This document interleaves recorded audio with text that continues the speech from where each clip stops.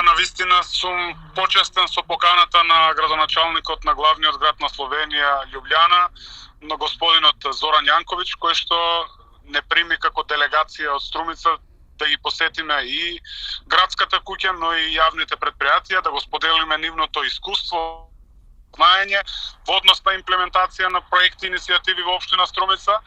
Денеска, како прв ден во агендата ни беше посета на јавното предпријатие за јавен транспорт, каде што го видивме самиот начин на работа, како се спроведуваат линиите, што опфаќаат, како тоа се соочува со проблемите при регионалното функционирање на јавното предпријатие.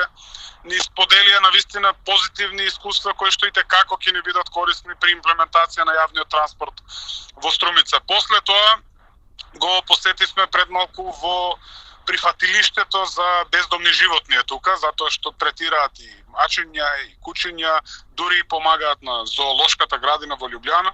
Станува збор за цел клинички центар за животни, не само за напуштени животни. Има и како што да се учи, веќе директорката Сузана на стационарот Лана во Струмица се договори да потпишат меморандум за соработка со прифатилиштето во Љубљана, што е навистина од огромно значење за нас како општина во делот исто на споделување на добрите практики и искуства кои што тие ги имаат.